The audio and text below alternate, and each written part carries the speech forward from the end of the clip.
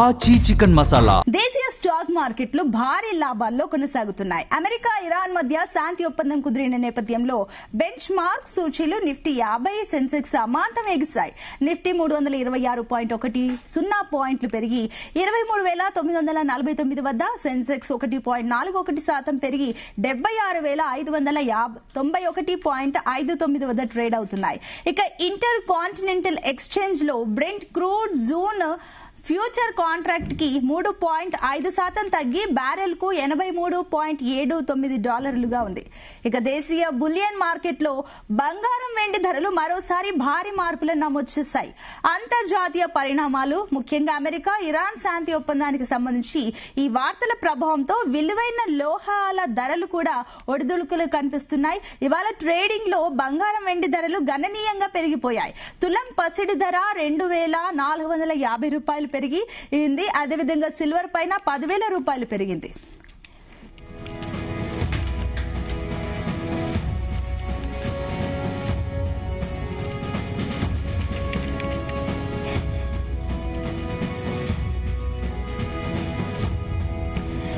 దీని గురించి మనకు మరిన్ని డీటెయిల్స్ అండ్ అవగాహన కలిగించడానికి మనతో పాటు సీనియర్ స్టాక్ మార్కెట్ అనలిస్ట్, అదేవిధంగా ఫైనాన్షియల్ ఎక్స్పర్ట్ జీవి సత్యనారాయణ గారు మనతో పాటు అందుబాటులో ఉన్నారు. సత్యనారాయణ గారు, good morning. Good morning. So ఈ రోజు స్టాక్ మార్కెట్ లో ఇన్వెస్ట్ చేసే వాళ్ళకి చాలా మందికి గుడ్ న్యూస్ అనే చెప్పాలి. స్టార్టింగ్ నుంచి ఈ రోజు మార్నింగ్ నుంచి అంతా లాభాల్లోనే స్టార్ట్ అవుతుంది. సో ఏంటి, రెండు అంశాలు ఉన్నాయి. అటు ఇరాన్ కి సంబంధించి, అటు ట్రంప్ అమెరికా సంబంధించి మాట్లాడడం, అండ్ ఇంకోటి బంగారం, సిల్వర్, రెండు అంశాలు ఉన్నాయి. సో ఒక్కొక్కటి మాట్లాడదాం. ఫస్ట్ ఆఫ్ ఆల్, ఈ శాంతి ఒప్పందం వల్ల మనకి ఎంత మేర ఇంపాక్ట్ ఉంది? ఇది లాభాల్లోనే కంటిన్యూ అవుతుందా? ఓకే, ఫస్ట్ మనం చూడవలసింది బ్రెంట్ ఆయిల్. 4.5% ఫాల్ అయింది, అంటే $83.59 ట్రేడ్ అవుతుంది. అది ఎప్పుడైతే అంటే ఈ శుభ సూచకంతో ఎప్పుడైతే ఇరాన్ అమెరికా చర్చలు అయినాయి, ఓకే ఒక ఒప్పందానికి వచ్చింది, యుద్ధం ఆగిపోతుంది అని వార్తతోటి బ్రెంట్ ఆయిల్ తగ్గిపోవడం జరిగింది. ఈ బ్రెంట్ ఆయిల్ ఎప్పుడైతే తగ్గిందో గోల్డ్ $100 పెరిగింది. సిల్వర్ వచ్చి 2.1 $43.39 జరుగుతుంది. సిల్వర్ కూడా $70 జరుగుతుంది. ఓకే, మార్కెట్లన్నీ పాజిటివ్ లోనే ఉన్నాయి. ఇక మనం చూడవలసింది ఏంటిదంటే, ఇరాన్ తోటి శాంతి ఒప్పందం కుదిరిందని ట్రంప్ అనౌన్స్ చేయటం, దాంతో మన మార్కెట్లు పాజిటివ్ లో, మనం కాదు మొత్తం వరల్డ్ మార్కెట్లు అనుకోండి, ఇంటర్నేషనల్ మార్కెట్లు, ఏషియన్ మార్కెట్లు అన్ని కూడా పాజిటివ్ లోకి రావడం జరిగింది. ఇప్పుడు మళ్ళీ వెంబటే ఈ యుద్ధం ముగుస్తుందని ఆయన అన్న తర్వాత ఎలాంటి సుంకాలు లేకుండా హర్ముజ్ జల్సన్ తెరుచుకుంటుంది అనేది, ఇక మీ నౌకలు గిగులు అవన్నీ కూడా స్టార్ట్ చేయండి అన్నట్టుగా శాంతి ఒప్పందానికి సంబంధించి ఇంకా కొన్ని వివరాలు ఉన్నాయి, అవి చూద్దాము. ఎప్పుడైతే ఈ శాంతి ఒప్పందం అయిందని అన్నాడో, కానీ మళ్ళీ ఇక్కడ ఏం జరుగుతుంది, వీళ్ళు ఇరాన్ వాళ్ళు ఎవరైతే ఉన్నారో వాళ్ళు ఏం చెప్తున్నారు, ఒక లిస్ట్ ఇచ్చారు అనమాట. ఒక 15 తోటి ఒక లిస్ట్ ఇచ్చారు. ఈ డీల్ గనక ఏదైతే కుదురుతుందో ఇవన్నీ కూడా అంటే ఎప్పటికి జరుగుతుంది ఇవన్నీ కూడా అనేది ఒక ఇన్ఫర్మేషన్ ఉంది. అదేంటిది అంటే చూద్దాం, చెప్తున్నా. ఎస్ సత్యనారాయణ గారు, అండ్ ఇంకొకటి, ఈ టైంలో ఇన్వెస్ట్ చేయడం సేఫేనా? ఇంకోటి, గతంలో ట్రంప్ మాట్లాడిన తర్వాత కూడా ఇప్పుడు బ్రేక్ ఉంది, కాల్పుల విరమణ జరుగుతుంది అని చెప్పేసి అనుకున్నా కూడా మళ్ళీ వెంటనే యుద్ధం స్టార్ట్ అయింది. సో ఈసారి ఆ నమ్మకం ఉందా? మార్కెట్ లో నమ్మకంగా ముందుకెళ్తున్నారా, లేదంటే ఆలోచిస్తున్నారా? ఇప్పుడు చెప్పబోయేది అదే విషయం. ఈ ఒప్పందం ఏదైతే ఉందో పూర్తయిందని చెప్పేసి ఈయన అనడం జరిగింది. అయితే ఈ నావికా దిగ్బంధం ఏదైతే ఉందో తక్షణమే ఎత్తివేస్తున్నట్లు ట్రంప్ కూడా నావల్ బ్లాకేడ్ అన్నమాట. అయితే మళ్ళీ ఈ స్ట్రైట్ ఆఫ్ హార్మూజ్ ఏదైతే ఉందో అది మళ్ళీ పునః ప్రారంభం అవుతుందని చెప్పేసి చెప్పడం జరిగింది. అది కూడా ఎలాంటి రుసుములు లేకుండా ప్రపంచ దేశాల నౌకలన్నీ కూడా తెరుస్తున్నట్లు ఆయన చెప్పడం జరిగింది. కానీ యుద్ధానికి ముగింపు అనేది ఇక్కడ చూడాలి మనం. అయితే ఇక్కడ అంటే అమెరికా ఎవరైతే ఇప్పుడు ట్రంప్ ఏమంటుండు అంటే తక్షణమే సైనిక చర్యలు శాశ్వతంగా నిలిచిపోతాయని చెప్పేసి అన్నాడు. కానీ ఇంకా అధికారికంగా సంతకాలు కాలేదు. ఇవన్నీ ఎప్పుడు జరుగుతాయి? ఇరు దేశాల మధ్య ఒప్పందం కుదిరింది జూన్ 19వ తారీఖు నాడు, శుక్రవారం నాడు స్విట్జర్లాండ్ లో ఈ ఒప్పందంపై అధికారికంగా సంతకాలు పెడతారు. అయితే అక్కడికి వచ్చేటప్పటికి మరి ఈ మధ్యలో మళ్ళీ ఏం జరుగుతుంది? ఇంకా సంతకాలు పెట్టలేదు కాబట్టి ఇప్పుడు ఓకే అనుకున్నారు ఓవరాల్ గా, కానీ మళ్ళీ ఏం జరుగుద్ది అనేది చూడాలి. అయితే అణు కార్యక్రమంపై అంటే ఇరాన్ తన వద్ద ఉన్నటువంటి యురేనియం నిల్వలు తగ్గించుకోవాలి, లేదు అణు ఆయుధాలు ఏవైతే ఉందో తయారు చేయకుండా ఉండాలి. మళ్ళీ ఈ ఒప్పందానికి ఏదైతే ఉందో ఇది అంటే తదుపరి 60 రోజుల్లో మళ్ళీ సాంకేతిక చర్చలు జరుగుతాయి.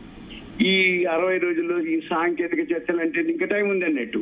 ఈ 60 రోజుల్లో ఇక జరుగుతుంటాయి చర్చలు.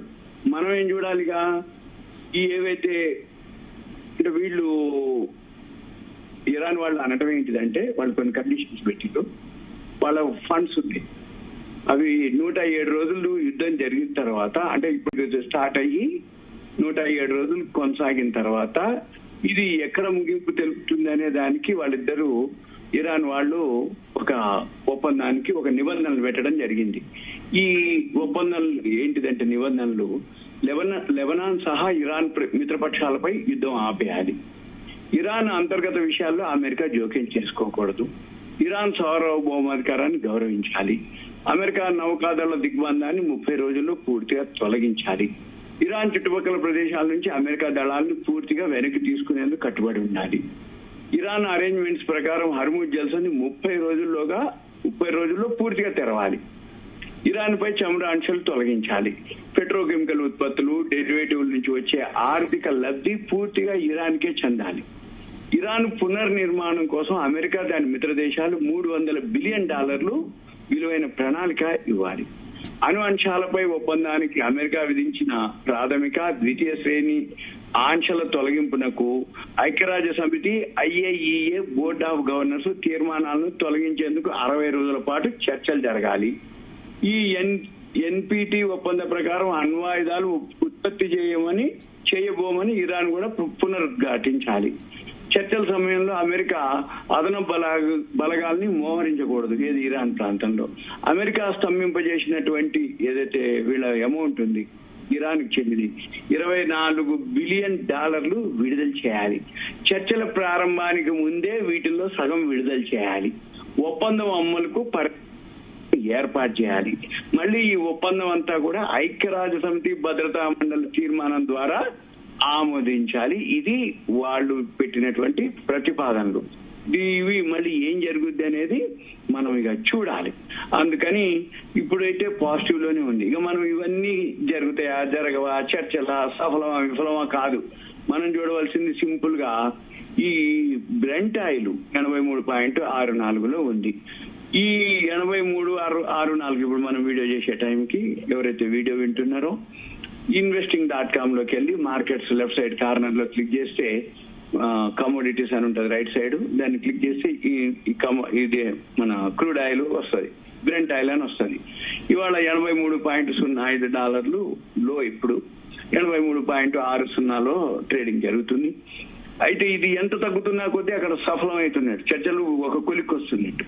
ఇది కనుక పెరిగిందో ఇక మనకి చర్చలు జరుగుతున్నాయా, వీళ్ళు ఏం కండిషన్ పెట్టారు, వాళ్ళు ఏం కండిషన్ పెట్టిండో, ఆయన ఓకే అనడా కాదన్నడా, ఇవన్నీ మనం చూసేదానికంటే సింపుల్ గా ఈ ఇన్ ట్రేడింగ్ వ్యూలో బ్రెంట్ ఆయిల్ పాజిటివా నెగిటివా, ఇది ఎంత పెరుగుతుంది అనేది గమనిస్తే చాలు. సింపుల్ గా మన వాళ్ళు ఇప్పుడు ఏంటి మార్కెట్ ఇప్పుడు ఓవరాల్ గా ఎన్ని పాయింట్లు పెరిగింది అంటే 1200 చిల్లర పెరగడం జరిగింది. ఇప్పుడు పాజిటివ్ లోనే ఉన్నాయి. ఏవైతే 30 కంపెనీలు BSEలో 28 కంపెనీలు పాజిటివ్ లోనే ట్రేడ్ అవుతున్నాయి. ఇది ముడి చమురు ఇంకా తగ్గింది అనుకోండి, ఇంకా మనకి బెనిఫిట్ గా. ఎందుకోసం అంటే ముడి చమురే బేస్ మనకి. ఈ బ్రెంట్ ఆయిల్ తగ్గిపోతున్న కొద్దీ మార్కెట్లు మనమే కాదు, వరల్డ్ మార్కెట్లు, ఏషియన్ మార్కెట్లు అన్ని కూడా పాజిటివ్ జోన్ లోకి వెళ్ళిపోతాయి, అన్ని పెరుగుతాయి. మన మార్కెట్ కూడా ఇంకా ఇవాళ హోల్సేల్ ప్రైస్ ఇండెక్స్ డేటా కూడా వస్తుంది మంది.